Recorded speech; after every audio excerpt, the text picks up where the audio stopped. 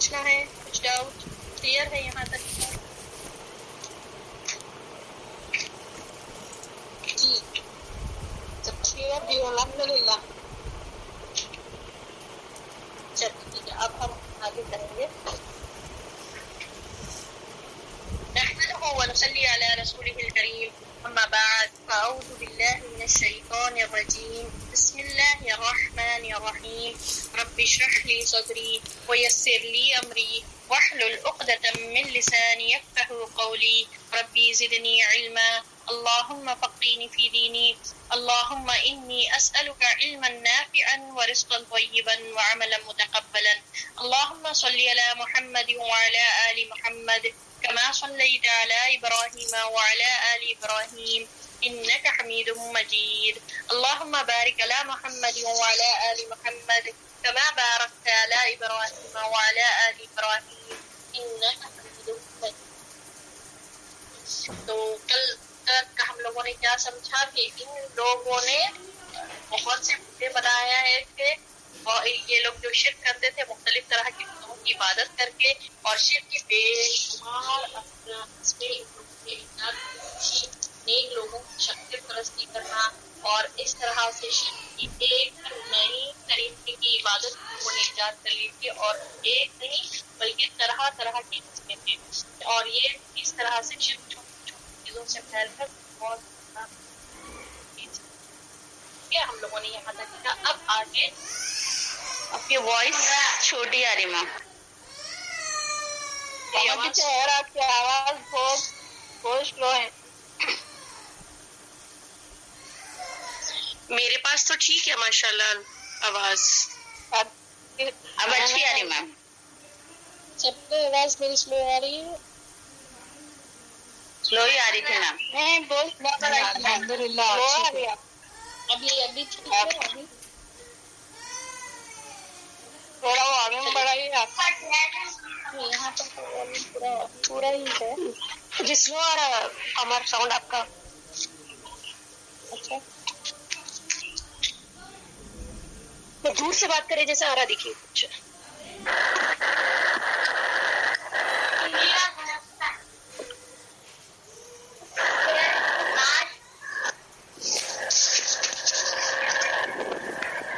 جی ابھی ٹھیک ہے.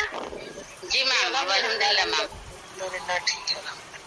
جزاک اللہ. چلیے ٹھیک ہے الحمدللہ. چلیے الحمدللہ ویا کی بالخیر.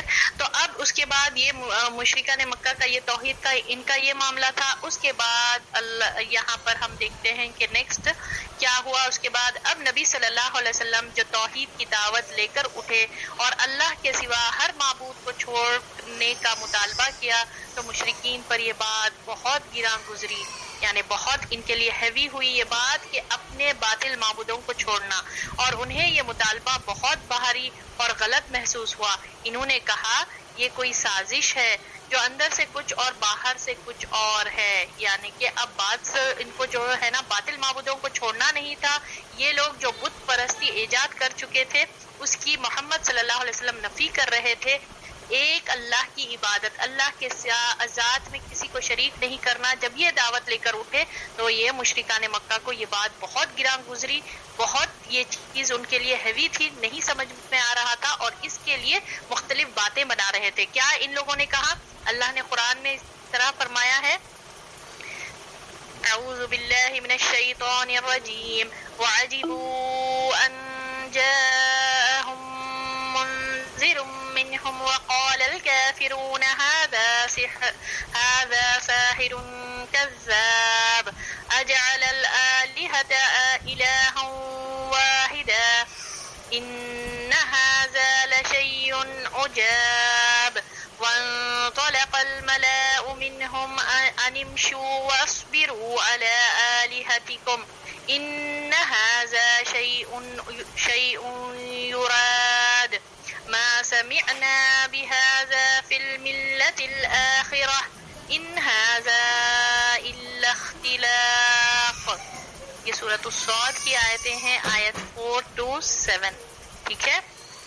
ان لوگوں نے اس بات کو عجیب جانا کہ انہی میں سے ایک ڈرانے والا آ گیا ہے، اور کافروں نے کہا یہ تو جادوگر ہے، جھوٹا ہے.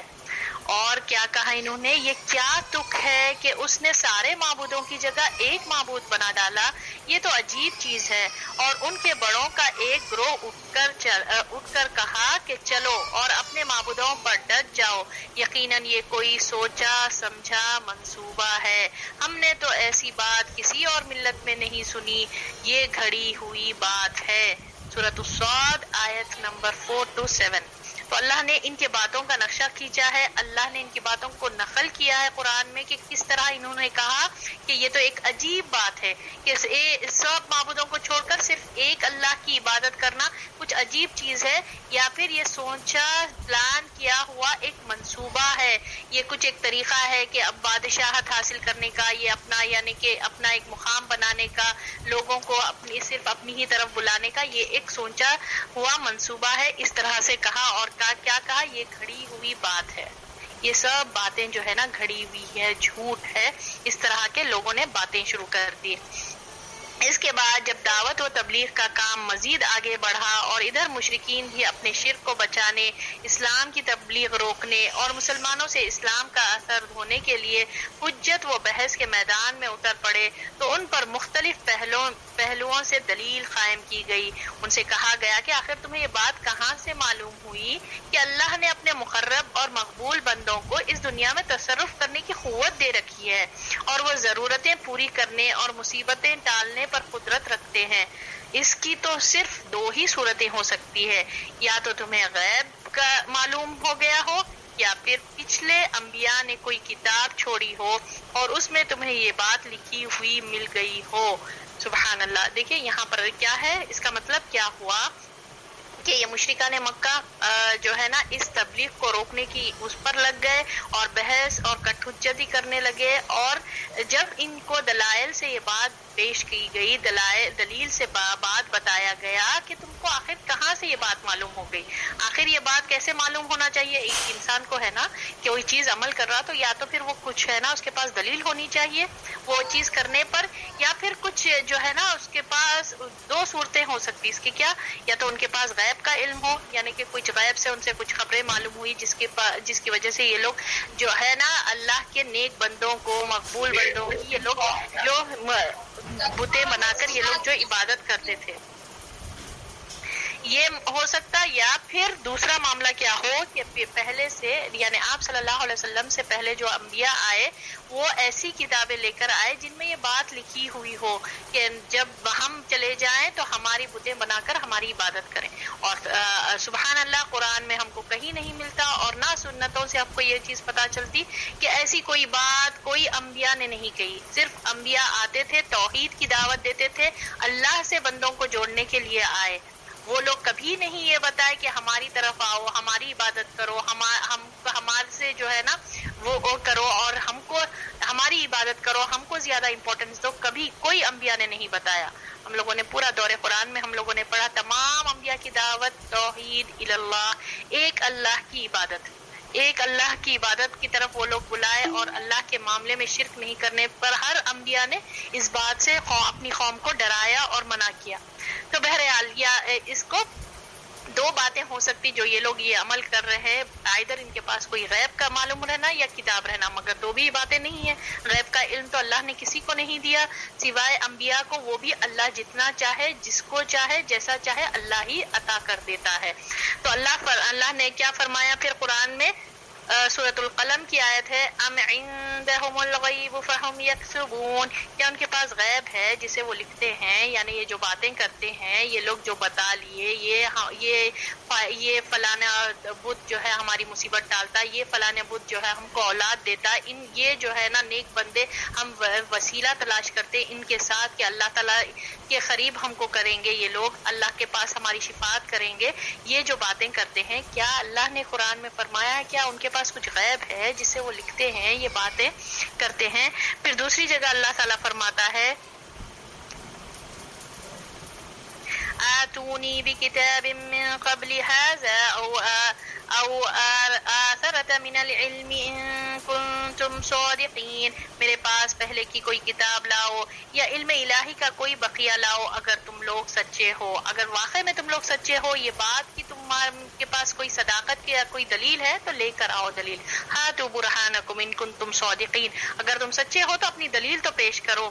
پھر آگے اللہ نے فرمایا قل هل عندكم من علم فتخرجوه لنا إن تتبعون إلا الظن وإن أنتم إلا تخرصون. اے پیغمبر محمد صلی اللہ علیہ وسلم ان سے کہو کہ کیا تمہارے پاس کچھ علم ہے؟ اگر ہے ہمارے سامنے لاؤ، ورنہ حقیقت تو یہ ہے کہ تم لوگ محض گمان کی پیروی کرتے ہو اور ادھر ادھر کے اٹکل پچو لگاتے ہو. یعنی صرف اندھیرے میں تیر چلانے والے کا معاملات ہیں ان کے، کچھ نہیں بلکہ یہ محض ان کے گمان ہیں اور یہ ان کے ازمپشنز ہیں جس کو یہ فالو کرتے ہیں، صرف اپنے خیال سے بات کرتے ہیں یہ لوگ. چونکہ یہ بات مشرکین بھی تسلیم کرتے تھے کہ انہیں نہ تو غیب کا کوئی علم ہے اور نہ انبیاء کی کتابوں میں سے کسی کتاب میں انہیں یہ بات ملی ہے، اس لیے انہوں نے نہایت صفائی سے دوسرا جو ہے نا کیا بات بتائی. ان لوگوں نے کیا کہا، بل نتبع ما وجدنا علیہ آباءنا، کہ ہم نے اپنے باپ داداؤں کو جس پر پایا اسی کی پیروی کر رہے ہیں.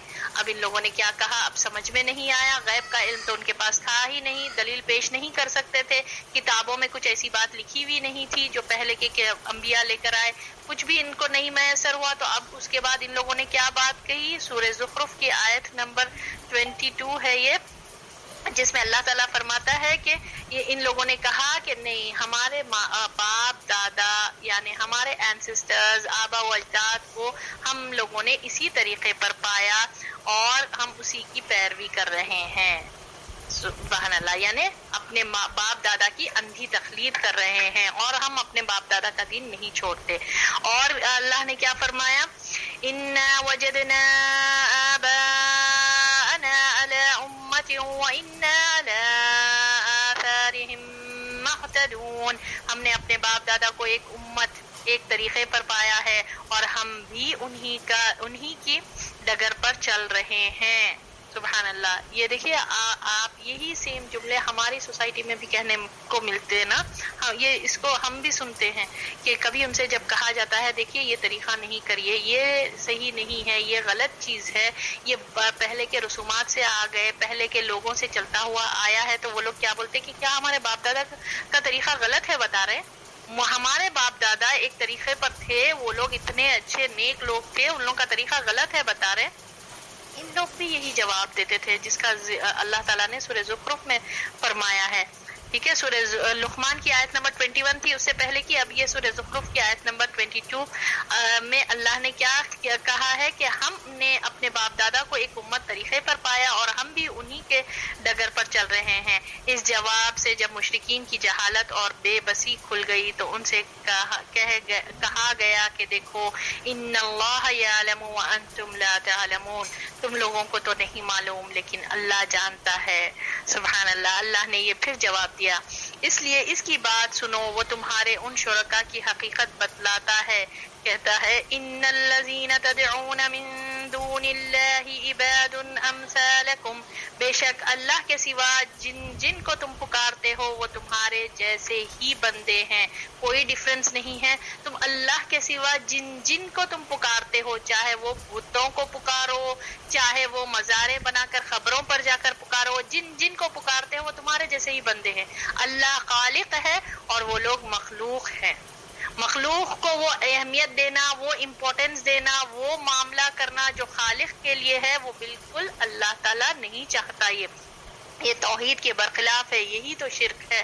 تو اللہ تعالیٰ اس کی نفی میں اللہ تعالیٰ سورۃ الاعراف 194 کی آیت میں اللہ فرماتا ہے بے شک اللہ کے سوا تم جن کو بھی پکارتے ہو وہ تمہارے جیسے ہی اللہ کے بندے ہیں. اس بات کے اللہ نے ایک چھوٹے سے سینٹنس میں اللہ نے ان کی تردید فرما دی. یہ لوگ تو کہتے تھے کہ وہ ہم ہمارے آبا و اجداد کو مانتے ہیں، کیا ان کا طریقہ غلط ہے؟ یہ لوگ تو نیک لوگ ہیں، یہ لوگ ہم کو اللہ کی طرف قرب حاصل کرنے کا وسیلہ بنتے ہیں. تو اللہ نے ان کے نفی میں ان کو اس عمل کو رد کرتے ہوئے اللہ نے کیا فرمایا، وہ لوگ جن کو یہ اللہ کے سوا پکارتے ہیں وہ صرف اللہ ہی کے بندے ہیں، یعنی جو چیزیں اللہ کے ساتھ مخصوص ہیں ان پر جس طرح تم کو قدرت حاصل نہیں، اسی طرح تمہارے ان شرکاء کو بھی ان کی قدرت حاصل نہیں، بس تم اور وہ دونوں بے بس ہونے اور قدرت نہ رکھنے میں یکساں اور برابر ہو۔ اسی لیے اللہ نے ان کو چیلنج کیا، فَادْعُوهُمْ فَلْيَسْتَجِيبُوا لَكُمْ إِن كُنتُمْ صَادِقِينَ، یعنی اگر تم سچے ہو تو ذرا ان کو پکارو، وہ تمہاری مراد پوری کر کے دکھا دیں۔ سبحان اللہ، اللہ نے کہا چیلنج تھا یہ قرآن کا کہ اگر واقعی میں تم جس کی عبادت کرتے ہو اور وہ لوگ تمہاری دعائیں سنتے ہیں تو پکار کر دکھاؤ، اپنی حاجت رکھو ان کے سامنے، کیا دیکھیں گے کہ کیا وہ تمہاری مراد پوری کرتے ہیں یا نہیں۔ اللہ تعالیٰ نے یہ بھی بتلایا، وَالَّذِينَ تَدْعُونَ مِن دُونِهِ مَا يَمْلِكُونَ مِن قِطْمِيرٍ، تم لوگ اللہ کے ماں سوا جن کو پکارتے ہو وہ کھجور کی گٹلی کے چھلکے کے برابر بھی اختیار نہیں رکھتے۔ سبحان اللہ، دیکھیں ہم لوگوں نے دور قرآن میں بھی ہم لوگوں نے کیا تھا اس کو، تو اللہ نے فرمایا، سورہ فاطر کی آیت ہے، آیت نمبر 13، اللہ کیا فرماتا ہے کہ جن کو بھی تم جتنا بھی پکار لو ان کا اختیار کیا ہے، کھجور کے گٹلی کے چھلکے کے برابر بھی اتنا بھی اختیار نہیں ہے، یعنی اتنا کم سے بھی اتنی ایک حقیر چیز کا معاملے کا بھی وہ لوگ اختیار نہیں رکھتے، چاہے وہ اللہ کے نیک بندے ہوں، چاہے بتیں ہوں، چاہے مزاروں پر جا کر پکاریں، چاہے آپ کسی سے ڈنڈے کھائیں یا پھر کسی سے جھاڑو لگوائیں، کچھ بھی کریں، وہ کچھ بھی اختیار نہیں رکھتے۔ اور کیا ہے نا، بات یہ ہے جس کا عقیدہ جیسا ہے، جو یہ سمجھتا کہ یہ ہم یہاں سے ہم کو مل جاتا، یہ لوگ ہمارا یہ پرابلم سالو کر دیں گے، یہ لوگ ہماری یہ بیماری ٹال دیں گے، تو اللہ تعالیٰ بھی ان کو دیکھتا، ان کو بتاتا۔ اللہ تعالیٰ جب وہ حق کو نہیں پہچانتے تو پھر اللہ تعالیٰ پھر ان کو اسی گمراہی میں بھٹکتا ہوا چھوڑ دیتا، اور ان کے عقیدے کے مطابق اللہ پھر ان کو نوازتے رہتا۔ پھر اللہ تعالیٰ کو فرق نہیں پڑتا کہ وہ جو ہے نا نصرانی ہو کر مرے یا عیسائی مرے، کیونکہ اللہ کی بات نہیں مانتے، اللہ تعالیٰ بھی پھر ان کو گمراہی کر دیتا۔ تو سبحان اللہ، اللہ تعالیٰ یہاں پر مختلف طریقے سے ان لوگوں کو دلیلوں کے ساتھ ان اہل مکہ کو بتایا جا رہا کہ دیکھو تم جو عمل کر رہے ہو وہ بہت غلط ہے، اور تم جس کو بھی پکارتے ہو وہ ان کے پاس کچھ اختیار نہیں ہے، اگر ہے تو پکار کر بتاؤ، ان کو پکارو، اپنی مراد رکھو، کیا وہ اختیار رکھتے ہیں، اور دیکھو پھر اللہ نے چیلنج کیا پھر ان کو، اور اللہ اور فرماتا ہے ان تدعهم لا يسمعوا دعاءكم ولو سمعوا ما استجابوا لكم ويوم القيامة يكفرون بشرككم ولا ينبئكم مثل خبير، اگر تم انہیں پکارو تو وہ تمہاری پکار نہ سنیں گے، اور اگر بالفرض سن بھی لیں تو جواب نہ دے سکیں گے، اور قیامت کے دن تمہارے اس شرک کا انکار کر دیں گے، اور باخبر ذات ہی آپ صلی اللہ علیہ وسلم کو اس جیسی خبر فراہم کر سکتا ہے۔ سبحان اللہ، اللہ تعالیٰ ان کے جواب میں، یہ سورۃ الفاتر کی آیت نمبر 14 ہے، اللہ فرماتا ہے کہ اگر تم انہیں پکارو تو وہ تمہاری پکار نہ سنیں گے، اور اگر ان کیس بالفرض ہم اگر یہ کر لیں کہ وہ سن بھی لیں تو جواب دے ہی نہیں سکیں گے، یعنی اتنے کمزور لوگ ہیں یہ لوگ جس کو تم پکارتے ہو اللہ کے سوا، وہ لوگ تو کمزور ہیں، کچھ بھی نہیں کر سکتے، یعنی اللہ جانتا ہے اور ہر چیز کی خبر رکھتا ہے، لہٰذا اس نے جو یہ بات بتائی ہے یہ تو صحیح ہے، کوئی اس کے بجائے کچھ اور بتائے تو وہ غلط ہے۔ اور اللہ تعالیٰ آگے فرمایا والذین یدعون من دون اللہ لا یخلقون شیئا وهم یخلقون اموات غیر احیاء وما یشعرون ایانا یبعثون، اللہ کے سوا جن کو یہ لوگ پکارتے ہیں وہ کچھ نہیں کر سکتے بلکہ خود پیدا کیے گئے ہیں، وہ کسی کو پیدا نہیں کر سکتے بلکہ وہ خود پیدا کیے گئے ہیں، وہ مردہ ہیں زندہ نہیں ہیں، اور یہ بھی نہیں جانتے کہ کب اٹھائے جائیں گے۔ اللہ اتنے کمزور، اتنی لا علمی ہے ان کے پاس کہ ان کو معلوم بھی نہیں ہے، وہ مر گئے ہیں، نہ سن سکتے ہیں، نہ جواب دے سکتے ہیں، نہ نفع پہنچا سکتے ہیں، نہ نقصان پہنچا سکتے، کچھ بھی ان کے پاس اختیارات نہیں ہے، حتیٰ کہ ایک کھجور کے گٹلی کے چھلکے کے برابر۔ کھجور کے گٹلی کے اوپر کتنا پتلا سا چھلکا ہوتا ہے، بالکل ایک حقیر سا، ایک اتنا بھی ان کے پاس اختیارات نہیں ہے، اور وہ یہ بھی نہیں جانتے کہ وہ کب دوبارہ اٹھائے جائیں گے، یعنی کہ قیامت کا دن کب ہوگا یہ بھی نہیں جانتے۔ یہ سورۃ النحل کی آیت نمبر 20 اور 21 ہے۔ نا میم سورہ فاتر میں بھی یہی بولے نا میم؟ جی ہاں، اللہ تعالیٰ مختلف جگہوں پر ان کے اعتراضات کا جواب دیا ہے کہ کس طرح سے یہ لوگ باطل پرستی جو کرتے ہیں اس کے جواب میں ہے۔ سورہ فاتر کی آیت میں الگ بتایا گیا کہ وہ لوگ جو ہے نا سنتے بھی نہیں، جس کو تم پکارتے ہو وہ لوگ جواب بھی نہیں دے سکتے، اور تمام اختیار اللہ کے پاس ہے۔ اب اس آیت میں سورۃ النحل میں بتایا گیا ہے کہ اللہ کے سوا تم جن کو پکار رہے ہو وہ کچھ بھی نہیں کر سکتے، بلکہ وہ لوگ وہ ہے جس کو اللہ نے پیدا کیا۔ ان سب کو پیدا کرنے والا اللہ ہے، اور وہ مردہ ہے، زندہ نہیں ہے۔ وہ خبروں میں یہ ہو، چاہے بت بن کر پکارو، چاہے کسی بھی چیز کو پکارو، وہ مردہ ہے، وہ زندہ نہیں ہے۔ اور یہ بھی کہ وہ جانتے نہیں کہ کب اٹھائے جائیں گے، ان کو کچھ علم نہیں ہے کہ کیا ہوگا قیامت کے دن، کیا معاملہ ہوگا، کیسی باتیں یہ لوگ کرتے ہیں۔ اور آج بھی ہم یہ اس معاشرے میں دیکھتے کہ بہت سے لوگ یہ گمان کر کے بیٹھتے کہ یہ ہماری سفارش کریں گے، یہ ہمارے پاس جو ہے نا اللہ کے یہاں وسیلہ بنتے، یہ لوگ نیک لوگ ہیں، بزرگان دین ہیں، اور ان کو ہم پکاریں گے تو یہ اللہ تعالیٰ ان کے ذریعے سے ہماری ہیلپ کرے گا۔ یہ سب کے نفی کرتے ہوئے اللہ نے فرمایا یہ لوگ مردہ ہیں، زندہ نہیں ہیں۔ سورۃ النحل کی آیت ہے۔ اللہ فرماتا ہے اموات غیر احیاء، وہ مردہ ہیں، زندہ نہیں ہیں۔ تو اب یہ سب چیزیں جو ہے نا شرک کی نفی کرنے کے لیے ان کو بتایا جا رہا ہے۔ اب آگے اللہ اور فرمایا أَيُشْرِكُونَ مَا لَا يَخْلُقُ شَيْئًا وَهُمْ يُخْلَقُونَ وَلَا يَسْتَطِيعُونَ لَهُمْ نَصْرًا وَلَا أَنفُسَهُمْ يُنصَرُونَ۔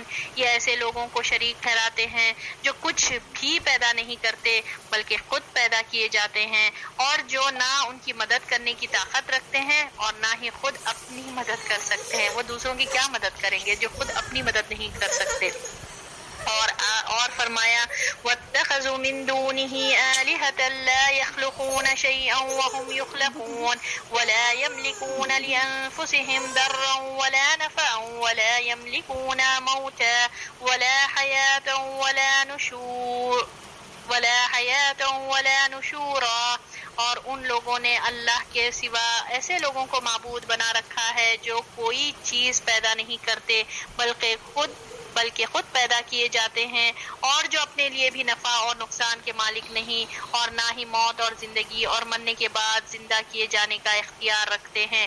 یعنی یہ مختلف طریقے سے اللہ ان کی باتوں کو بتا رہا ہے، ان کے عمل کو رد کر رہا ہے۔ دیکھو تم لوگ کے پاس نہ دلیل ہے، نہ تمہارے پاس کچھ ہے، اپنی جس عمل کو تم کر رہے ہو صرف دلیل کیا دیتے تھے وہ لوگ؟ جب دلیل کی بات کرے تو ہمارے آبا و اجداد کو ہم لوگوں نے اسی طریقے پر پایا، یعنی ہمارے اینسسٹرز کی ہم بلائنڈ فالوئنگ کرتے۔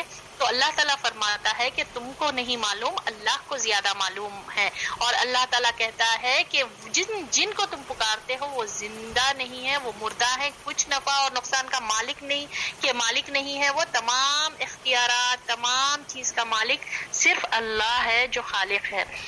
اللہ تعالیٰ نے یہ فرمایا ہے، اور یہ سورۃ الفرقان کی آیت نمبر 3 ہے۔ اور پھر اللہ تعالیٰ نے ان لوگوں کو ہر طرح سے بات کو سمجھانا، قرآن میں ان لوگوں کو سمجھایا گیا ہے۔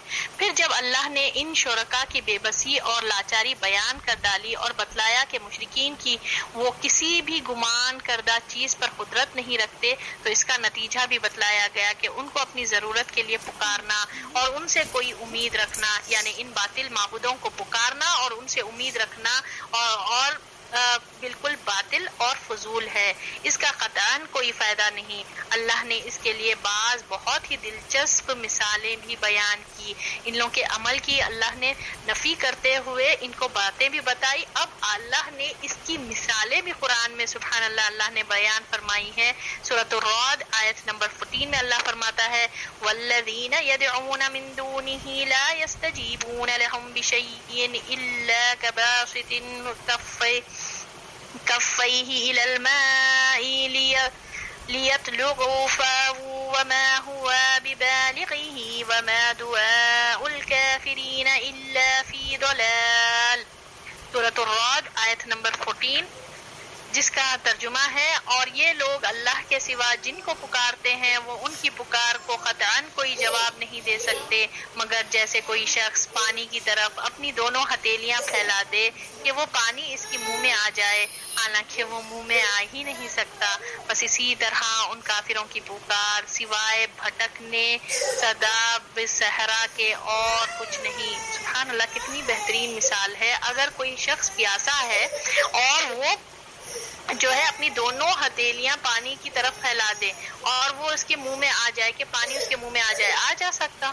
اس کے ہتھیلیوں کو تو اس کے منہ کی طرف لے کر جانا پڑے گا نا بغیر عمل کر کے. تو اللہ تعالیٰ فرماتا ہے وہ اسی طرح ہے، یعنی اتنا ویسٹ ہے صرف ہاتھ پھیلا کر جو ہے پانی کی طرف ہاتھ پھیلائے اور پانی تو منہ میں نہیں جا سکتا. یعنی ان کا جو مقصد ہے، جس مقصد سے وہ ہاتھ پھیلا رہے ہیں پانی منہ میں جانے کے لیے، ایک مثال اللہ تعالیٰ ایک پیرابل بتا رہا ہے کہ کس طرح سے ان لوگوں کا معاملہ جو اللہ کے سوا کسی اور کو پکارتے ہیں وہ ایسے ہی ہے جیسے ایک شخص ہے جو پانی کی پیاسا ہوئے اور وہ پانی پینا چاہتا ہو اور بس اپنے ہتھیلیاں پانی کی طرف پھیلائے، تو کیا اس کے پانی اس کے منہ میں آ جائے گا؟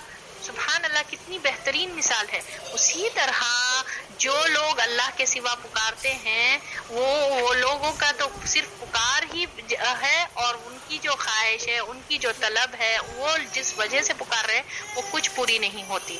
اللہ تعالیٰ اس طرح سے بیان فرماتا ہے اور یہ ہے سورۃ الرعد کی آیت نمبر 14. یہ بات بیان کر کے مشرکین سے ذرا سوچنے کے لیے کہا گیا. اب کوئی چیز اللہ نے مثال کے طور پر بیان کر کے بتا دیا گیا تاکہ لوگ سوچیں، تاکہ دیکھیں، پونڈر کریں، تاکہ سمجھیں یہ بات کو کہ کتنی جہالت والی حرکتیں کرتے. اور ہم کو بھی یہی ہے، ہمارے پاس بھی یہی ہے کہ ہم نمازیں پڑھ کر، ہم قرآن پڑھ کر، ہم قرآن اور لا الہ الا اللہ پڑھ کر ہم ایسے کام کریں. ہم اللہ کے سوا کسی اور پر یقین رکھے کہ یہ ہمارا کام کر سکتا ہے، اللہ کے سوا کسی اور سے امید رکھے کہ یہ ہماری مصیبت کو ٹال سکتا ہے، یہ ہماری بیماری کو دور کر سکتا ہے. تو ہم سوچیں ہم کہاں پر ٹھہرتے پھر. تو اب اللہ نے یہ بات بیان کر کے مشرکوں کو تھوڑا سوچنے کے لیے جو ہے نا کہا گیا، چونکہ وہ جانتے تھے کہ اللہ تعالیٰ ہی نے ہر چیز کو پیدا کیا ہے اور ان کے معبودوں نے کچھ بھی پیدا نہیں کیا. یہ تو ان کو معلوم تھا، ان کا یقین تھا، اس بات کا ان کا عقیدہ تھا کہ اللہ ہی نے ہر چیز کو پیدا کیا اور ان کے معبود نہیں پیدا کر سکتے. نہ وہ کچھ پیدا کرنے کی طاقت رکھتے ہیں بلکہ وہ خود اللہ کے پیدا کیے گئے ہوئے ہیں. اس لیے ان سے کہا گیا کہ تم نے اللہ تعالیٰ کو جو خالق اور قادر ہے اور اپنے شرکا کو جو مخلوق اور بے بس ہے یکساں اور برابر کر دیا. آخر یہ کیا بات ہوئی کہ تم اللہ کو بھی پوجتے ہو، یعنی اللہ کی بھی عبادت کرتے ہو اور ان شریکوں کو بھی عبادت کرتے ہو، اللہ کو بھی پکارتے ہو اور ان کو بھی پکارتے ہو. آخر عبادت اور پکار کے معاملے میں تم نے دونوں کو برابر کیسے کر دیا؟ اللہ تعالیٰ نے ان کی نفی کرتے ہوئے کس طرح سے، آخر پکارتے خالق کو تو پکارتے ہو، پھر اس کے ساتھ ساتھ جو شریک کو بھی پکارتے ہو، تو یہ کیسے ہو سکتا ہے کہ ادھر اللہ سے بھی مانگ رہے اور اس کے ساتھ ساتھ بتوں کو بھی مانگ رہے؟ تو اللہ تعالیٰ اس کی نفی میں اللہ نے اور قرآن میں یہ فرمایا، سورۃ النحل آیت نمبر 17، افمن یخلق کمن لا یخلق افلا تذکرون، کیا جو پیدا کرتا ہے وہ پیدا نہ کرنے والے کی طرح ہے، تم لوگ سمجھتے کیوں نہیں؟ جب یہ سوال ان کے سامنے رکھا گیا تو وہ بالکل بھوج کر رہ گئے، یعنی بالکل اسپیچ لیس رہ گئے. ان کے پاس کوئی اس بات کا جواب نہیں تھا. ان کی ساری حجت بحث جاتی رہی. اب تک بحث کر رہے تھے، محمد صلی اللہ علیہ وسلم کے سامنے باتیں پیش کرتے تھے، اپنی کٹ حجتی پیش کرتے تھے، اپنے باتیں پیش کرتے تھے کہ نہیں ایسے کیسے ہو سکتا کہ ایک اللہ کی عبادت کرنا. تو اب ان کی بحث اور کٹ حجتی جاتی رہی، یعنی کہ ایسی زبردست دلیلیں قرآن نے ان کی باتوں کو دی ہے کہ ان کی بحث اور کٹ حجتی ویسٹ ہو گئی، بالکل اسپیچ لیس ہو کر رہ گئے. یہ لوگ وہ شرمندہ ہو کر چپ ہو گئے. پھر انہیں ایک غلط بات سوجھائی دی. وہ کہنے لگے کہ دیکھو ہمارے باپ دادا سارے انسانوں سے زیادہ عقل مند تھے، لوگوں کے درمیان ان کی عقل مندی کا شہرا تھا اور دور دور تک لوگ اس بات کو تسلیم کرتے تھے اور ان سب لوگوں کا دین وہی تھا جو ہمارا ہے، لہٰذا کیسے ہو سکتا ہے کہ یہ دین باطل اور گمراہی والا دین ہو؟ خود نبی صلی اللہ علیہ وسلم کے باپ دادا اور مسلمانوں کے باپ دادا بھی اسی دین پر تھے۔ اب اور ایک طریقے سے دیکھیں شیطان ان کو کس طرح سے بھٹکارا، اور یہ خود اپنے نفس کی وجہ سے اپنے تکبرانہ خیالات میں کتنا الجھے ہوئے ہیں، حالانکہ قرآن تو ان کی ہر بات کی بہترین طریقے سے دلیل دے کر، اور ایسا نہیں ہے کہ بڑے بڑے سینٹنسز آ رہے ہیں، چھوٹے چھوٹے چیزوں سے اللہ تعالیٰ ان کو کلیئر ہو رہا تھا، اور ان کی کٹ حجت ہی چلے جا رہی تھی، ان کی بالکل سپیچ لیس ہو کر رہ گئے تھے۔ مگر اب یہ لوگ کیا اور ایک خیال ان کو سوجا کہ ایسے کیسے ہو سکتا، ہمارے باپ دادا تو بہت عقل مند لوگ تھے، وہ لوگ غلط کیسے ہو سکتے؟ خود محمد صلی اللہ علیہ وسلم کے باپ دادا اور مسلمانوں کے بھی تو باپ دادا اسی دین پر تھے، تو ایسے کیسے ہو سکتا ہے یہ دین غلط ہے؟ یہ ان لوگوں کو یہ بات سوجھی، تو اس کا جواب یہ دیا گیا کہ وہ لوگ ہدایت پر نہیں تھے، کیونکہ انہوں نے حق کا راستہ نہیں پہچانا اور نہ ہی اس کو اختیار کیا، جس کے نتیجے میں وہ گمراہ ہو گئے، کیونکہ وہ کچھ سمجھتے ہی نہ تھے۔ یہ مطلب کبھی اشاروں میں بیان کر دیا گیا اور کبھی کبھی کھلم کھلا بھی کہہ دیا جاتا تھا، جیسے اللہ تعالیٰ نے فرمایا سورۃ الصافات کی آیت نمبر 70 میں، انہم الفوا آباءہم ضالین فہم علی آثارہم یہرعون، انہوں نے اپنے باپ داداؤں کو گمراہ پایا تو یہ بھی انہی کے نقش قدم پر دوڑے جا رہے ہیں۔ اسی کے ساتھ ایک بات یہ بھی چل رہی تھی کہ مشرکین نبی صلی اللہ علیہ وسلم اور مسلمانوں کو اپنے خداؤں سے ڈرایا کرتے تھے، کہتے تھے کہ تم لوگ ہمارے معبودوں کو بے بس کہہ کر ان کی شان میں گستاخی کر رہے ہو، لہٰذا بہت جلد ان کا غضب تم پر نازل ہوگا اور وہ تمہیں بھسم کر دیں گے یا تمہیں خپتی بنا کر رکھ دیں گے۔ تو یہ تھا ان لوگوں کا ڈر، یہ ڈراتے تھے محمد صلی اللہ علیہ وسلم کو اور مسلمانوں کو، دیکھو تم ہمارے معبودوں کو باطل کہہ رہے نا، ان کا تم پر غلط وہ ہوگا، ان کا جو ہے نا غضب تم پر نازل ہوگا اور تمہارا جو ہے نا بھسم ہو کر رہ جاؤ گے، تم لوگ ختم ہو کے رہ جاؤ گے، ان کی مار پڑے گی تم پر، تم لوگوں نے ان کو غلط کہا، یہ ہمارے معبود ہے۔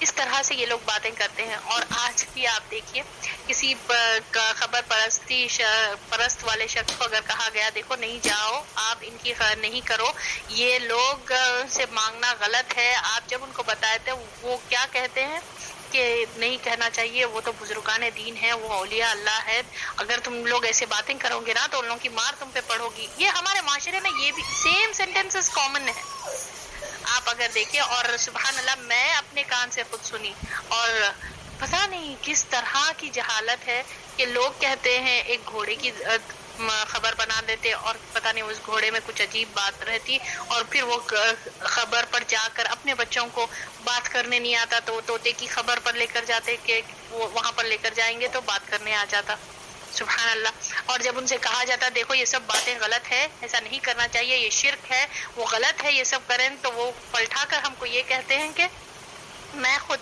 اس چیز کا مشاہدہ کری کہ میں جب انڈیا گئی تھی نا تو ایسے باتیں کہ تم کو مار پڑے گی، پھر تم کو ان کا جو ہے نا یہ سیم سینٹینسز تم پر ان کا غضب نازل ہوگا۔ ایسا ہوا، ایک ایسا ہی شخص جو ہے نا ایسی باتیں کر رہا تھا تو اس کو پیچھے سے سر پر اس کے کلاڑی آ کر گر گئی اور وہ مر گیا۔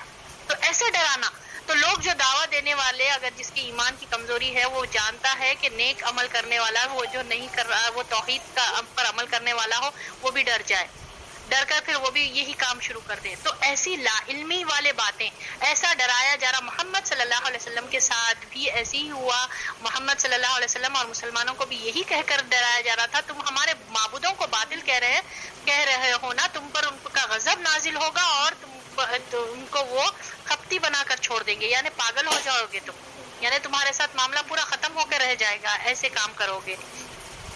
یہ دھمکی ٹھیک ویسی ہی تھی جیسے پچھلے لوگ اپنے نبیوں کو دیا کرتے تھے، اور ایسے ہی ہوا۔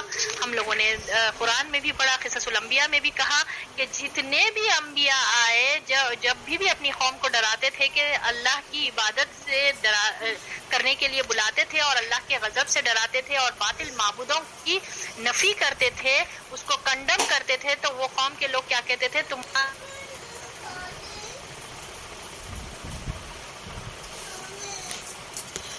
یہ نبیاں جب کہتے تھے کہ ایک اللہ کی عبادت کرو، اللہ کی ذات میں شرک نہیں کرو، یہ باطل معبودوں کو چھوڑ دو، تو یہ لوگ اس طرح کے قوم کے لوگ اس طرح کی دھمکیاں دیا کرتے تھے، جو محمد صلی اللہ علیہ وسلم کے ساتھ بھی یہی معاملہ ان لوگوں نے کیا۔ تو اس کے لیے اللہ نے قرآن میں فرمایا ہے سورۃ الہود آیت نمبر 54، ان نقول الا اتراک بعد آلہتنا بسوء، ہم تو یہی کہتے ہیں کہ ہمارے بعض معبودوں کی تمہیں بد دعا لگ گئی ہے۔ یہ تمام انبیاء کو بھی اسی طرح کا جواب ملا تھا۔ اس کے جواب میں مشرکین کو وہ حقیقت یاد دلائی گئی جیسے وہ خود رات دن دیکھتے رہتے تھے کہ ان کے یہ معبود نہ تو اپنی جگہ سے ہل سکتے ہیں، نہ ذرا آگے پیچھے ہو سکتے ہیں، نہ خود اپنے اوپر سے کوئی تکلیف دفع کر سکتے ہیں، تو بھلا یہ مسلمانوں کو کیا نقصان پہنچائیں گے یا پسند کریں گے۔ اللہ تعالیٰ سورۃ الاعراف میں فرماتا ہے أَلَهُمْ أَرْجُلٌ يَمْشُونَ بِهَا أَمْ لَهُمْ أَيْدٍ يَبْطِشُونَ بِهَا أَمْ لَهُمْ أَعْيُنٌ يُبْصِرُونَ بِهَا أَمْ لَهُمْ آذَانٌ يَسْمَعُونَ بِهَا قُلِ ادْعُوا شُرَكَاءَكُمْ ثُمَّ كِيدُونِ فَلَا تُنظِرُونَ، کیا ان کے پاؤں ہیں جن سے یہ چل سکتے ہیں، یا ہاتھ ہیں جن سے پکڑ سکتے ہیں، یا آنکھیں ہیں جن سے دیکھ سکتے ہیں، یا کان ہیں جن سے سن سکتے ہیں؟ اے نبی صلی اللہ علیہ وسلم کہہ دو کہ تم لوگ اپنے شرکا کو پکارو، پھر میرے اوپر اپنا داؤ پیش چلاؤ اور مجھے مہلت نہ دو۔ تو سبحان اللہ، ان کو کہا جا رہا ہے کہ یہ لوگ کہتے تھے محمد صلی اللہ علیہ وسلم کو کہتے تھے کہ تم پر جو ہے نا ان باطل معبودوں کی مار ہوگی اگر تم باز نہیں آئے۔ تو نبی صلی اللہ علیہ وسلم کے ذریعے سے اللہ نے قرآن میں کیا فرمایا کہ کیا ان کے پاؤں ہیں جن سے یہ چل سکتے ہیں؟ پاؤں تو ہے، سبحان اللہ، بظاہر تو دکھنے میں پاؤں ہاتھ پیر سب بتوں کو تو سب چیز ہوتی ہے، مگر کیا واقع میں ریئل ہے؟ وہ تو صرف اسٹیچو ہے، وہ تو صرف مٹی کے بنے ہوئے، ان کے میں کوئی روح ہے، نہ کوئی طاقت ہے، نہ کچھ نہیں ہے، بس ایک ہے، کہنے کو تو ہے، مگر اللہ فرماتا ہے کیا اللہ نے جیسا دوسرے لوگوں کو جیسا وہ لوگ ہیں کہ ان کے پاس پاؤں ہیں جن سے وہ چل سکتے ہیں، یا ہاتھ ہے جن سے پکڑ سکتے ہیں، یا آنکھیں ہیں جن سے دیکھ سکتے ہیں، یا کان ہے جن سے سن سکتے ہیں، سب چیز تو موجود ہے مگر پھر بھی یہ سب کام نہیں کر سکتے۔ تو اللہ فرماتا ہے اے محمد صلی اللہ علیہ وسلم ان سے کہہ دو کہ تم لوگ اپنے شرکا کو پکار لو، جتنے بھی ہے 360 بت تھے سب کو پکار لو اور میرے خلاف داؤ چلو، یا پھر کوئی پلاٹنگ کرو اور پھر میرے کو مہلت بھی نہ دو۔ اتنا اوپن چیلنج قرآن نے کیا کہ تم لوگ تو کہتے تھے کہ مجھ پر مار پڑے گی، مجھے خپتی بنا دیا جائے گا، معاذ اللہ، جو تم لوگ باتیں بنا رہے ہو کہ بسم ہو جائیں گے، ان لوگوں کا غضب نازل ہوگا، تو ٹھیک ہے پکار لو، جتنے بتوں کو پکار سکتے، جتنے اپنے باطل معبودوں کو پکار سکتے ہو اللہ کے سوا پکار لو، پکار کر مجھے چانس بھی مت دو، مجھے ٹائم بھی مت دو کہ میں کہیں بھاگوں، کچھ کرنے کی کچھ بھی نہیں، جو پلاٹنگ میرے خلاف کر سکتے کر کے دکھاؤ۔ تو اتنا بڑا چیلنج تھا یہ قرآن کا۔ تو سبحان اللہ، ان لوگوں نے یہ اللہ نے قرآن میں فرمایا سورۃ الاعراف آیت نمبر 195، اسی قسم کے موقع پر ایک کھلی مثال بیان کی گئی ہے، کہا گیا کتنی زبردست پیرابل ہے یہ، اللہ نے مثال بیان کیا فرمائی، یا ایھا الناس ضرب مثل فاستمعوا له ان الذين تدعون من دون الله لن يخلقوا ذبابا ولو اجتمعوا له وإن يسلبهم الذباب شيئا لا يستنقذوه منه ضعف الطالب والمطلوب۔ لوگوں ایک مثال بیان کی جا رہی ہے، غور سے سنو۔ اللہ نے فرمایا کہ فاستمعوا لہ، غور سے سنو۔ اللہ کیسا پیرابل یہاں پر بیان فرماتا ہے، اللہ کے سوا جن کو تم پکارتے ہو وہ کسی طرح ایک مکھی بھی پیدا کر نہیں سکتے، اور اس کے لیے سب کے سب جمع ہو جائیں، اور اگر مکھی ان سے کچھ چھین لے تو وہ چھڑا بھی نہیں لے سکتے۔ طالب اور مطلوب دونوں کمزور ہیں۔ اللہ اکبر، کیا زبردست بہترین پیرابل ہے۔ اور یہ سورۃ الحج آیت نمبر 73 میں اللہ نے ان کی یہ بات، دیکھو تم جن باطل معبودوں کو پکارتے ہو ان کے پاس نہ ہاتھ ہے جس سے وہ پکڑ سکتے ہیں، نہ ایسے پیر ہے جس سے وہ چل سکتے، نہ ایسے کان ہے جس سے وہ سن سکتے، نہ کچھ ان کے ساتھ کچھ معاملہ ہے. اور اللہ تعالیٰ اس کے لیے ایک مثال بیان فرما رہا ہے قرآن میں. پیرابل ہے جو سورۃ الحج آیت نمبر 73 کی آیت ہے کہ لوگوں اللہ ایک مثال بیان فرماتا ہے، اسے غور سے سنو. جن کو تم اللہ کے سوا عبادت کرتے ہو پکارتے ہو وہ ایک مکھی بھی نہیں پیدا کر سکتے. ایک چھوٹی ہاؤس فلائی تو اتنی کامن ہے، ہم میں سے ہر ایک کے پاس، ہم لوگوں کے پاس موجود رہتی، اتنی چھوٹی ہے، حقیر اللہ کی مخلوق ہے، وہ مکھی نہیں پیدا کر سکتے. چاہے پورے جتنے بھی باطل معبود ہے وہ سب جمع ہو جائیں اور وہ مکھی جو لے کر چلے جائے. فار ایگزامپل مکھی کسی کھانے پر بیٹھے اور کتنا لے کر جاتا، مکھی ہے پہلے کتنی چھوٹی سی جانور، سبحان اللہ، ایک انسیکٹ ہے، یہ ایک انسیکٹ میں اس کا شمار ہوتا، تو وہ اللہ کی کیسی مخلوق ہے. اور اگر مکھی بیٹھ کر مکھی کے کھانا وہ یعنی کہ وہ کھانے پر بیٹھ کر کتنی حقیر سا کھانا لے کر جائے تو وہ کیا چھڑا کے لے کر آ سکتے؟ وہ اللہ تعالیٰ فرماتا ہے وہ جو لے کر گئے وہ پورے مل کر بھی وہ چھڑا کے نہیں لے کر آ سکتے. اللہ اکبر کبیرہ. اللہ اپنی بات بیان کرنے میں کتنا زبردست ہے، کتنی اچھی طرح سے واضح ہم کو ہو جاتی نا یہ بات کہ واقعی میں نا کیسی بہترین پیرابل ہے یہ. اے لوگوں، تم جس کی بھی عبادت کر رہے ہو ایک مکھی کو نہیں پیدا کر سکتے. مکھی کو پیدا کرنا تو بہت دور کی بات، مکھی جو کھا لے، جو اس کو لا بھی نہیں سکتے واپس، چاہے پورے مل جائے، پورے تمام باطل معبود ایک دوسرے کی مدد کے لیے بھی آ جائے تب بھی نہیں لا سکتے. اتنے کمزور، پکارنے والا بھی کمزور اور مانگنے والا بھی کمزور اور جس سے مانگا جا رہا وہ بھی کمزور، سبحان اللہ. اور ایسے کمزور باطل معبودوں کی عبادت کر کے کیا حاصل ہوگا ہم؟ اور سبحان اللہ اگر ہم یہ سب چیزوں کو چھوڑ کر اللہ کی عبادت کریں، ایک اللہ کی عبادت میں اللہ کی اطاعت بھی شامل ہے. وہی اللہ ہے جو نمازوں کا حکم دیتا، وہ اللہ جو روزے کا حکم دیا، اسی اللہ نے ہم کو پردے کا حکم دیا کہ عورتیں جب گھر کے باہر نکلیں تو اپنے فیس کور کریں. یہ قرآن کا حکم ہے، سورۃ الاحزاب میں ہم لوگوں نے پڑھا. اسی رب نے ہمارے لیے جو ہے نا سود حرام کیا ہے کہ یہ چیزوں کو اللہ نے حرام کیا ہے. تو پورا یہ سب چیز اللہ کی باتیں ماننا اب اور اللہ تعالیٰ کی عبادت کے تعلق سے یہ کتنی بہترین پیرابل ہے.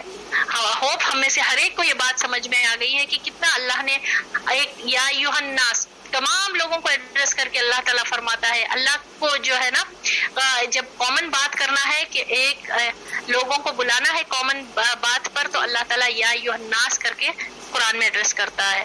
اور یہ ایک اللہ کی عبادت کی اللہ تعالیٰ ایک بہترین پیرابل جو فرماتا ہے یہ کہ وہ لوگ نہیں پیدا کر سکتے. ایک مکھی پیدا کرنے، ایک ہاؤس فلائی، اللہ کی ایک چھوٹی مخلوق اور اس میں سے بھی ایک بھی نہیں پیدا کر سکتے.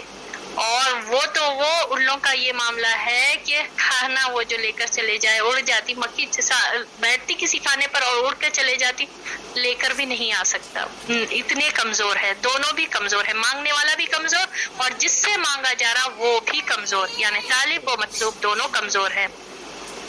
اور فرمایا مثل الذین اتخذوا من دون اللہ اولیاء کمثل العنکبوت اتخذت بیتا وَإِنَّ أَوْهَنَ الْبُيُوتَ لَبَيْتُ الْعَنكَبُوتِ لَوْ كَانُوا يَعْلَمُونَ. سورۃ العنکبوت آیت نمبر 41. ان لوگوں کی مثال جنہوں نے اللہ کے ماں سوا کو اولیاء بنا لیا ہے اس مکڑی جیسی ہے جس نے گھر بنایا ہے، اور یقیناً سب سے کمزور گھر مکڑی کا ہے. کاش یہ لوگ جانتے. سبحان اللہ، کتنی بہترین اور ایک مثال کہ ایسے جو لوگ باطل معبود کو پکارتے ہیں وہ ایسے ہیں کہ وہ اپنے گھروں میں یعنی اپنی خبروں میں اتنے کمزور ہیں جیسے مکڑی کا جالا. مکڑی کا جالا کتنا کمزور ہے، کتنا کمزور ہے، ہم پکڑ ہی نہیں سکتے. وہ سمجھتے ہیں کہ وہ سیکیورڈ ہے، وہ جالے میں اسپائڈر سمجھتی ہے، سبحان اللہ، وہ بھی فیمیل اسپائڈر بناتی ہے ویب، تو وہ سمجھتے ہیں کہ وہ سیف ہے، بلکہ وہ تو اتنا کمزور ہے کہ تمام گھروں میں ایک چڑیا جو گھر بناتی ہے، گھونسلے بناتی، جتنے بھی گھر اللہ تعالیٰ جتنے بھی مخلوق کو سکھایا ان سب کے گھروں میں سب سے کمزور گھر سبحان اللہ یہ عنکبوت یعنی اسپائڈر کا گھر ہے. اور کاش اللہ فرماتا ہے کاش یہ لوگ سمجھ جاتے، کاش یہ لوگ جان لیتے کہ یہ لوگ کیا کر رہے ہیں، یہ کتنی بڑی چیز جو ہے نا اللہ تعالیٰ ایک پیرابل. اور سبحان اللہ جب بھی اللہ تعالیٰ مثال سے بیان فرماتا کتنی بہترین طریقے سے فرماتا ہے. دیکھیے کتنی بہترین مثالیں ہیں. پھر ہاں ہم میں سے ہر ایک یہ چیزوں پر غور کریں. قرآن میں کتنے اللہ تعالیٰ نے اتنے واضح دلیلیں جو ہے نا شرک کی نفی کے لیے اللہ نے نازل فرمائے ہیں. اور ہم ہے کہ ہم نماز بھی پڑھیں، پھر اس کے ساتھ ساتھ قبرستان پر بھی جائیں، اس کے ساتھ ساتھ مرشدوں کو بھی مانیں، اس کے ساتھ ساتھ مولویوں کو بھی مانیں اور بولے کہ یہ ہماری پرابلم دور کر سکتے. تو پھر ہم کہاں ٹھہرتے؟ باطل پرستی ضروری نہیں ہے کہ صرف بت کے سامنے کھڑ کر پکار کر ہی وہ باطل پرستی ہوتی ہے. ایسا یقین، ایسی امید جو اللہ کے سوا کسی اور سے ہو جائے کہ یہ شخص کر سکتا، تو خلاص یہ شرک ہے. اور شرک کے کئی اقسام ہو سکتے. تو ہم کو ہر چیز سبحان اللہ. کل آپ لوگوں کو بتایا گیا کہ کس طرح سے کہ ایک جوتے کا تسمہ بھی مانگنا ہو تو اللہ سے مانگنا چاہیے، ایک حقیر چیز بھی ہم کو طلب کرنا ہے تو وہ بھی اللہ سے مانگنا چاہیے. اور اللہ خوش ہوتا. بندوں کا معاملہ کیا ہوتا کہ بندوں سے آپ ایک سے دو بار مانگے، 3 بار مانگے، 10 بار تو بہت میکسیمم صبر ہوتا وہ بندے کا کہ وہ عطا کر دے دیتا. مگر اللہ مانگنے پر خوش ہوتا اور عطا کرتے ہی جاتا. اور اللہ کے خزانے میں کیسی کمی ہی نہیں ہوتی. سبحان اللہ. اللہ کے خزانے کیسے ہیں کہ اللہ تعالیٰ جتنا بھی دے دے، تمام مخلوق کو پورے ایک میدان میں جمع ہو جائے، اللہ کی تمام مخلوق، تمام جن اور انس، اور اپنی اپنی خواہش کے مطابق سب مانگنا شروع کر دے. اور ہماری خواہشیں، ہماری ایک کی خواہش یہ دیکھے تو آپ ایک ہیومن کی خواہش، ہیومن وانٹس آر انلمیٹڈ، ان سب کو اللہ تعالیٰ ان کی خواہشوں کے مطابق دے دے. اللہ نہیں دے بلکہ لوگوں کی خواہش کے مطابق اللہ اگر عطا بھی کر دے تو اللہ کے خزانوں میں اتنی ہی کمی ہوگی جتنا سمندر میں سوئی کے ڈبونے سے سوئی کو کتنا پانی لگتا اور سمندر کیسا رہتا، اللہ کا خزانہ ویسا ہے. سبحان اللہ. تو ہم کیوں مانگے؟ ہم کیوں کسی سے ایسی امیدیں رکھیں؟ ہم کیوں یہ سمجھے کہ یہ ہماری بیماری دور کر سکتا، یہ فلانے شخص کے پاس جانے سے جو ہے ہمارا یہ پرابلم ٹھیک ہو جائے گا؟ ہم ہر قسم کے اللہ سے ہم کو دعا کرنا چاہیے اللہ ہم کو ہر قسم کے شرک سے محفوظ رکھے. اور سبحان اللہ ایسی زبردست دلیلیں قرآن میں موجود ہیں. ہم پڑھے تو صحیح، ہم سمجھے تو صحیح کہ اتنا جو ہے نا یہ جو معبود پرستی ہے یا باطل معبودوں کی، یہ عنکبوت جو بناتا اسپائڈر ویب، اللہ تعالیٰ ویسی مثال دے کر بیان فرما رہا ہے کہ پکارنا ایسا ہے کمزور پکار ہے. اور مکھی کی مثال اتنی بہترین مثال، چھوٹے چھوٹے انسیکٹس کی مثال جو بالکل غیر معمولی ہمارے گھروں میں ہوتے ہیں، ہم دیکھتے بھی نہیں، ہم ان کی طرف کچھ وہ بھی نہیں کرتے. اللہ ایسی مثال دے کر بھی سمجھا رہا ہے لوگوں کو. دیکھو لوگوں کو سمجھنا چاہیے نا، عقل ہے ہم کو. بیسٹ آف دی کریشن اللہ تعالیٰ نے تمام مخلوقات میں بیسٹ آف دی کریشن ہے انسان کو اللہ نے عقل، فہم، سوچ سمجھنے کی صلاحیت دی ہے. تمام مخلوق میں کسی کو نہیں اللہ نے عطا فرمائی ہے. انسان کو اشرف المخلوقات بنایا. تو انسان جب یہ چیزوں کو نہیں سمجھے، اپنے خالق کو نہیں پہچانے، اپنے خالق کو کس طرح پکارنا نہیں جانے، تو پھر کیا اس نے پایا؟ پھر اس دنیا کی میں زندگی زندہ رہ کر اس نے کیا پھر مقصد پورا کیا؟ اللہ اکبر کبیرہ. تو یہ بہترین مثالیں اللہ نے قرآن میں فرمائی ہے، ان کی تردید کرتے ہوئے، ان کے عمل کو رد کرتے ہوئے، ان کی ہر بات کا جواب، ان کے اعتراضات کا جواب دیتے ہوئے قرآن میں، اور ان کی ہر کٹ بحث اور کٹ حجتی چلے جاتے رہی. مگر یہ لوگوں کو اپنی جو ہے نا خواہش کی پیروی کرنا تھا. اور سبحان اللہ ایک دفعہ ابو جہل سے بھی پوچھا گیا، ابو جہل تمہارا کیا خیال ہے؟ کچھ جو ہے نا سرداران مکہ جو ہے ڈسکشن چلتا تھا، تمہارا کیا خیال ہے کہ محمد صلی اللہ علیہ وسلم جو لے کر آئے وہ صحیح ہے؟ تو یہ ابو جہل نے کہا کہ ہاں میں مانتا ہوں کہ وہ صحیح ہے، میں حق ہے وہ جو کچھ محمد صلی اللہ علیہ وسلم کہہ رہے ہیں. مگر اگر میں محمد صلی اللہ علیہ وسلم کی بات مان لوں گا تو پھر ہمارے پاس سے تو قریش کے پاس سے تو سرداری چلے جائے گی، ہم کو تو کوئی لوگ ہماری اہمیت ہی نہیں دیں گے، ہمارا تو پوزیشن ختم ہو جائے گا، قریش کا جو نام تھا وہ ختم ہو جائے گا، پھر سرداری وہاں سے ہٹ کے محمد صلی اللہ علیہ وسلم کے پاس چلے جائے گی. تو اس وجہ سے نہیں مانتے تھے. یعنی اپنی خواہش، اپنی سرداری، اپنی انا، اپنا تکبر انسان کو جو ہے نا حق ماننے سے وہ کرتا. حالانکہ بات سمجھ میں دل کو تو ایکسپٹ کرتے تھے اندرونی طور پر، مگر وربلی ایکسپٹ نہیں کر سکتے کرتے تھے کیونکہ ان کی اکڑ تھی، اکڑ پنا تھا ان کے پاس.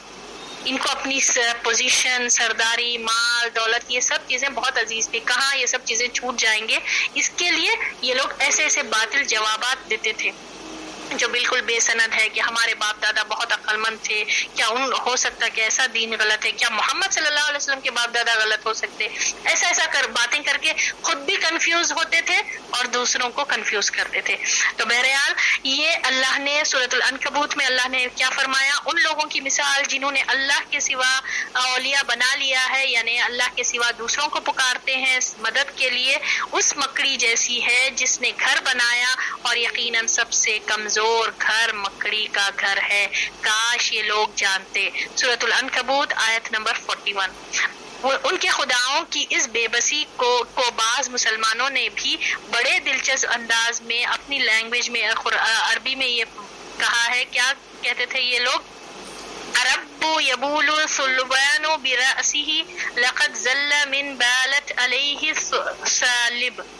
بھلا ایسا بھی پروردگار کہ جس کے سر پر لومڑی پیشاب کر دے، یقیناً جس کے سر پر لومڑیاں پیشاب کر دے وہ ذلیل ہیں. یعنی کہ ان کے پاس ان کے بتوں کے سامنے آ کر جانور جو ہے نا پیشاب بھی کر دیتے ہیں تو وہ ہٹا نہیں سکتے. تو یہ کیسے، یہ کس قسم کے رب ہے؟ یقیناً ایسے جو رب ہے وہ تو ذلیل ہے. ایسا مسلمانوں نے اپنی شاعری میں کہا. لیکن جب نوبت اس کھلم کھلا نقد و تبصرے تک پہنچ گئی تو مشرکین بھڑک اٹھے. انہوں نے مسلمانوں کو بھی گالیاں دی اور ان کے پروردگار کو بھی گالیاں دی. اس پر اللہ تعالیٰ نے مسلمانوں کو ٹوکا کہ دوبارہ اس طرح کی بات نہ کہیں اور فرمایا سورۃ الانعام کی آیت نمبر 108 وَلَا تَسُبُّوا الَّذِينَ يَدْعُونَ مِن دُونِ اللَّهِ فَيَسُبُّوا اللَّهَ عَدُوًّا بِغَيْرِ عِلْمٍ. اور مشرکین اللہ کے سوا جن کو پکارتے ہیں تم ان کو برا بھلا نہ کہو، یعنی ان کو گالی نہ دو، ورنہ مشرکین بھی دشمنی کے جوش میں اور نادانی میں اللہ کو گالیاں دیں گے. ٹھیک ہے، نادانی میں، بغیر علم میں، جہالت میں آ کر یہ لوگ بھی ایسا کام کریں گے. تو اس سے اللہ نے روکا مسلمانوں کو. بہرحال جب بحث وہ حجت سے سورۃ الانعام آیت نمبر 108 میں اللہ فرماتا ہے اور مشرکین اللہ کے ماں سوا جن کو پکارتے ہیں تم انہیں برا بھلا نہ کہو. یعنی جو اللہ کے سوا جو جن باطل معبودوں کو پکارتے ہیں تو آپ کھڑ کے جو ہے نا، فار ایگزامپل اگر ہم دیکھیں ہمارے انڈیا میں، انڈیا پاکستان میں جو ماحول رہتا، جو اللہ کے سوا جو باطل معبود ہیں جیسے گنیش وغیرہ ہے، آپ وہاں سے گزر رہے ہیں تو آپ ان لوگوں کے سامنے کھڑ کے آپ گالیاں دے کر برا بھلا نہیں کہے، ان کو تو ایسے باتیں، ان کا مذاق اڑائے نہیں سامنے ان کے منہ پہ، تو وہ پلٹ کے جو ہے اللہ کو گالی دیں گے. تو یہ ان لوگوں کو علم نہیں ہے نا، ان لوگوں کو معلوم ہی نہیں ہے، ان کو قرآن نہیں معلوم، ان کو کوئی چیز معلوم نہیں ہے.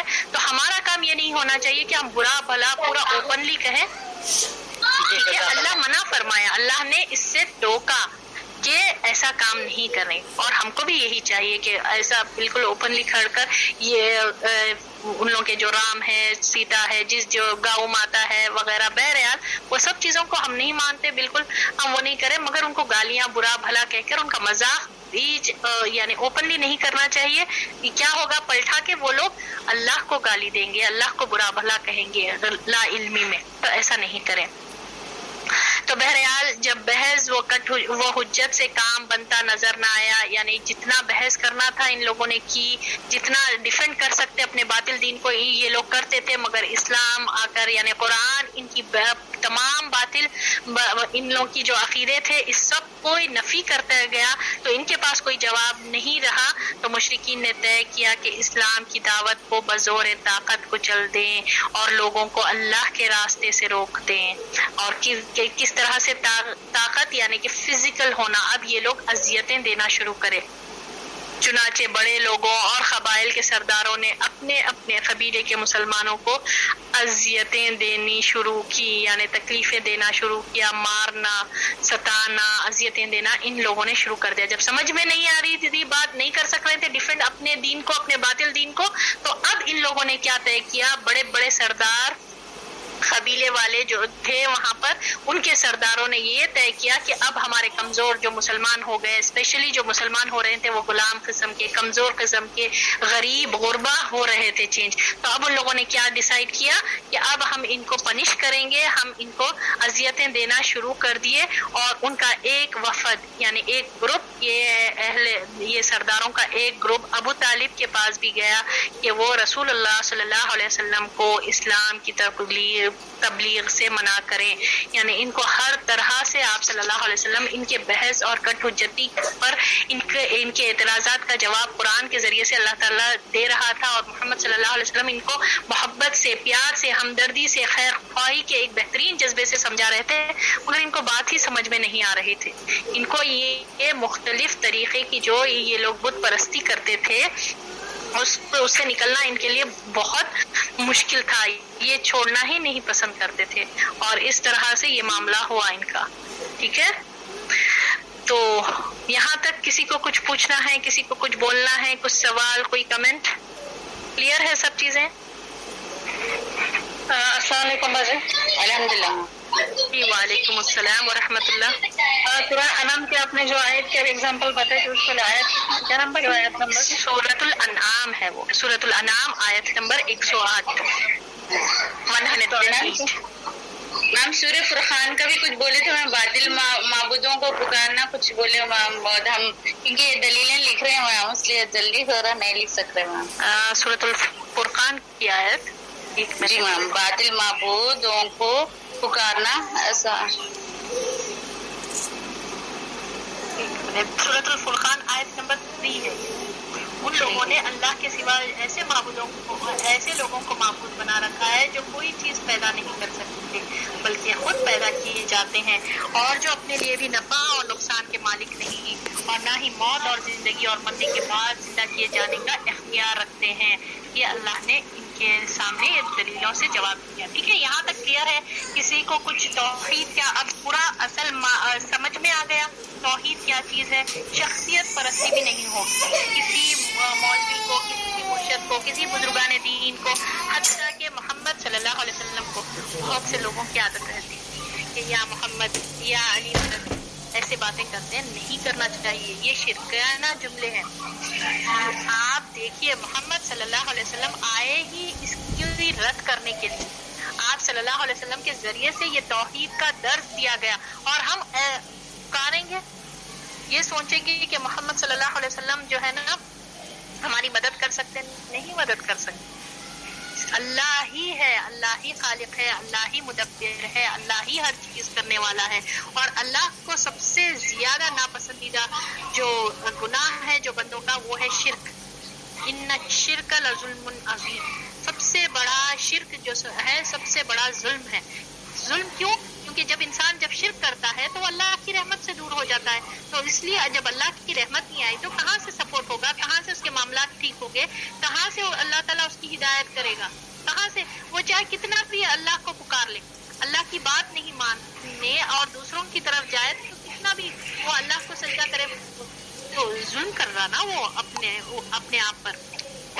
تو اس طرح سے شرک، ہر قسم کے شرک سے ہم کو بچنا چاہیے۔ ہم کوشش کریں کہ کبھی اور ہمارے پاس خاندان میں بھی کوئی ایسے لوگ ہیں جو اس بات کو کرتے ہیں تو ان کو بھی پیار سے، محبت سے، دلیلوں کے ساتھ، اتنے دلیلیں ہیں مختلف جگہ اللہ نے قرآن میں ان کے لیے دلیلیں ہمارے لیے ہے، یہ قرآن قیامت تک کے لیے ہے، اور یہ لیونگ میریکل، زندہ معجزہ ہمارے بیچ میں موجود ہے۔ ہم اس کے ذریعے سے لوگوں کی اصلاح کریں۔ ٹھیک ہے، سبحان اللہ، یہ سب چیزیں ہمارے پاس موجود ہے۔ تو یہاں تک کلیئر ہے؟ کسی کو کچھ کہنا ہے؟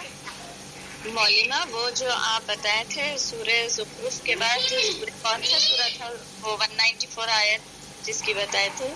195 وہ سورۃ الاعراف کی آیت ہے۔ نہیں 194 آیت والی 194 اچھا سورۃ الاعراف کی آیت ہے 194۔ فادعوهم فلیستجیبوا لکم ان کنتم صادقین، یعنی اگر تم سچے ہو تو ذرا ان کو پکارو، وہ تمہاری مراد پوری کر کے دکھائیں۔ ٹھیک ہے، یہ چیلنج تھا۔ جی سورۃ الاعراف آیت نمبر 194۔ وہی ہے کہ بالخیر۔ السلام علیکم۔ جی وعلیکم السلام ورحمۃ اللہ. جی شائستہ. یس میم، سوال ایکچولی کیا ہے میم، یہ اسلام میں تو میم دم کرنا تو جائز ہے نا میم؟ مطلب قرآن کی کچھ آیتیں پڑھ کے کسی کی طبیعت خراب ہو تو بالکل رقیہ کرنا چاہیے، بالکل آپ کو دم کرنا چاہیے، یعنی کہ قرآن کی آیتوں سے اور اسپیشلی سورۃ الفلق، سورۃ الناس پڑھ کر ہم اپنے اوپر دم کریں. اور یہ تو ہم یہ عمل ہم کو ہر رات محمد صلی اللہ علیہ وسلم پڑھتے تھے. یس میم، یہ تو ہے نا میم. تو ایکچولی میم کیا ہے نا، ہم لوگ میم انڈیا میں اگر کسی کی طبیعت خراب مان لیا ہے نا، تو وہ تو ہم لوگ کی طرف کیا ہے میم کہ وہ جیسے مان لیا پانی بھیجا جاتا ہے، جیسے مولانا وغیرہ ہے مسجد میں جو نماز وغیرہ پڑھاتے ہیں جی تو ان کے یہاں پانی بھیجا جاتا ہے، پانی پہ دم کرتے ہیں میم. وہی پانی جو جس کی طبیعت خراب ہوتی ہے وہ پیتے ہیں. کر سکتے ہیں میم؟ جی ہاں، ایسا دم کر سکتے ہیں آپ. کوئی ایسے نیک لوگ ہیں جیسے امام جیسے بتا رہے ہیں، اگر کوئی طبیعت خراب ہے یہ بالکل یہ جائز ہے. آپ خود بھی پڑھ سکتے ہیں ایسا پانی پر، آپ پڑھ کر آپ اس کو استعمال بھی کر سکتے ہیں، یہ کر سکتے ہیں، یہ جائز ہے. یہ دم یہ رقیہ جائز ہے، مگر ایسے طریقے فار ایگزامپل تھوڑے لوگ کیا کرتے ہیں لیمبو پہ پڑھتے ہیں، تھوڑے لوگ جو ہے نا چاقو سے کچھ ہے نا نہیں میں بتا رہی ہوں، میں آپ کو بتا رہی ہوں. تھوڑے لوگ جو ہے نا ایک طریقہ کرتے ہیں، چاقو جو ہے نا کر کے وہ نظر لگ گئی، نظر اتارنے کے طریقے. ہاں یہ ہے، یہ معاشرے میں ہمارے پاس موجود ہے. کالک لگاتے، ہاں توے کی کالک نکال کر لگاتے یا کاجل لگاتے کہ بچے کو نظر نہیں لگنا، چھوٹے بچے کو، یا کچھ کالی ڈوری پہناتے. یہ سب غلط ہے، یہ سب بالکل غلط کام ہے. تو ایسا کچھ نہیں ہوتا. یہ یاد رکھیے کہ نظر کا لگنا حق ہے. محمد صلی اللہ علیہ وسلم نے فرمایا نظر کا لگنا، جادو کا ہونا حق ہے، مگر اس کا علاج قرآن کے ذریعے کرے. اور وہ کیا ہے؟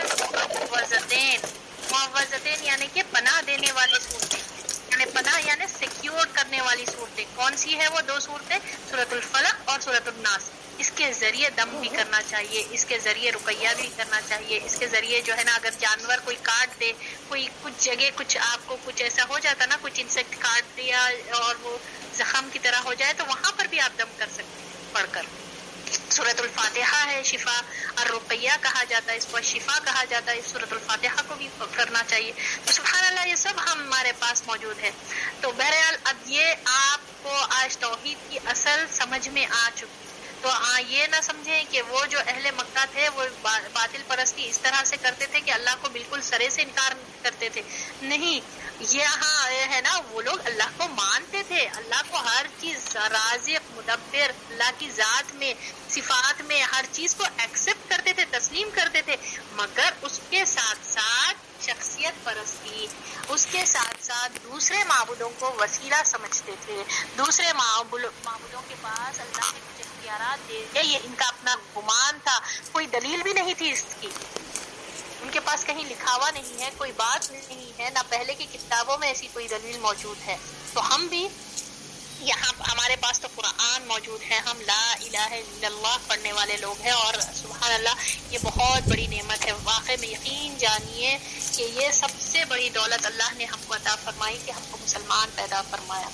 ایسے ایسے لوگ بھی ہے جو کتنا ہی فیس کرے، اس دین کو فالو کرنے کی وجہ سے اپنے اپنے گھروں سے نکال دیے گئے. آج بھی ہے، آج بھی اگر آپ دیکھیے میانمار میں جو ہوا کچھ عرصہ پہلے، کچھ سالوں پہلے، میانمار میں لوگوں کو وہاں سے ان کے گھروں سے نکالا گیا جسٹ بیکاز دے سیڈ لا الہ الا اللہ، بیکاز دے ور مسلمس.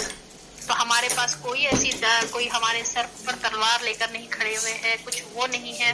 تو ہمارے کو ہم اس نعمت کو جانیں، ہم سمجھیں کہ اللہ نے ہم کو اسلام عطا فرمایا، ہم کو مسلمان پیدا فرمایا، مسلمان گھرانے میں پیدا ہوئے ہم، اور ہم اس قرآن کو مضبوطی سے پکڑنے کی کوشش کریں، قرآن اور سنت. میم ابھی بھی چائنا میں ہے بول رہے میم، ابھی بھی زیادتی کر رہے چائنا میں مسلمانوں پہ. آج بھی چائنا میں رہنے دیجیے، جاپان میں، آپ کو معلوم چائنا جاپان میں رمضان میں جب وہ روزے رہتے تھے تو زبردستی ان کے منہ میں پانی ڈال دیا جاتا تھا، ان کو روزے کی حالت میں تکلیف دی جاتی تھی، کوڑوں سے مارا جاتا تھا، لیشز. سبحان اللہ کے روزہ توڑ دو، نماز نہیں پڑھنے دیتے. آپ فلسطین میں دیکھیے، یمن میں دیکھیے، ہر جگہ ہو رہا ہے. یہ ہم کو دعا کرنا چاہیے. دا منیمم ہم جو کر سکتے ہیں ان کے حق میں، ہمارے مسلمان بھائی بہن کے ساتھ اتنا ظلم اور زیادتی ہو رہی ہے، اور ان کے حق میں دعا کریں اور اللہ کا شکر ادا کریں کہ ہمارے ساتھ ایسے کوئی اللہ تعالیٰ ایسے چیلنجز نہیں دیا، اور ہم فالو کرنے کی بجائے ہم اس کو چھوڑ کر اپنے ڈیزائرز، اپنے خواہشات کی پیروی کریں اور اللہ کے دین کو پیچھے رکھ دیں، تو سوچیے ہم کہاں کھڑیں گے قیامت کے دن. کیسا اللہ تعالیٰ ہم سے جب پوچھ لے گا نعمتوں کے بارے میں، سب سے بڑی نعمت یہ قرآن کی دولت میں نے تم کو عطا کی تھی، کیا کیا اس قرآن کے ساتھ؟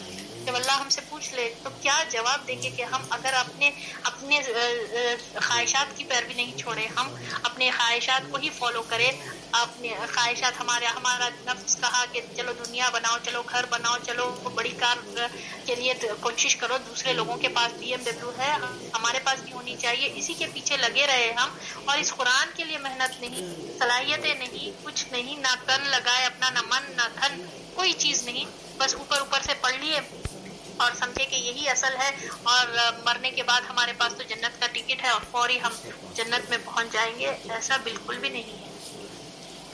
اللہ تعالیٰ برابر پوچھے گا نعمتوں کے تعلق سے، اور کیسا پوچھے گا اللہ تعالیٰ، اللہ اکبر کبیرہ. ہم کو چاہیے کہ اس بات کو ہم دیکھیں.